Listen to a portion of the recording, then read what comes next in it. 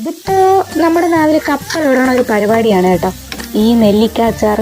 ഇത് കാണുമ്പോൾ തന്നെ ഒരു പാത്രം ചോറുണ്ണ അല്ലെങ്കിൽ ഒരു കിണ്ണം കഞ്ഞി കുടിക്കാൻ തോന്നുന്ന ആരും തന്നെ കാണത്തില്ല. ഇത് ശീമനെല്ലിക്ക അല്ലെങ്കിൽ ഔലോരിക്ക എന്നൊക്കെ പറയും കേട്ടോ. ഞാനിങ്ങനെ കട്ട് ചെയ്തെടുത്തിട്ടുണ്ട്.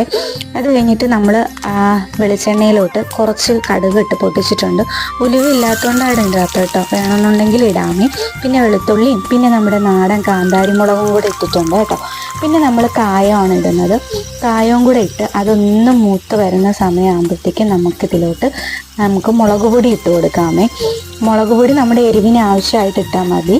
മുളക് പൊടിയും കൂടി ഇട്ട് കഴിഞ്ഞിട്ട് നമ്മൾ ഇതിലോട്ട് ഉപ്പ് ഓരോരുത്തരുടെ പാകത്തിനനുസരിച്ചുള്ള ഉപ്പിടാം. പിന്നെ നമ്മുടെ കഴുകി വൃത്തിയാക്കി വെച്ചിരിക്കുന്ന നെല്ലിക്ക. ഇപ്പം നെല്ലിക്ക സീസണാണ്, അയ്യപ്പന്മാരൊക്കെ ഉള്ള വീടാണ്. ഇതേപോലെ അച്ചാറൊക്കെ ഇട്ട് വെച്ചിരുന്നാൽ നമുക്ക് ചോറിന് കുശാലാണ് ഗായ്സ്. അപ്പം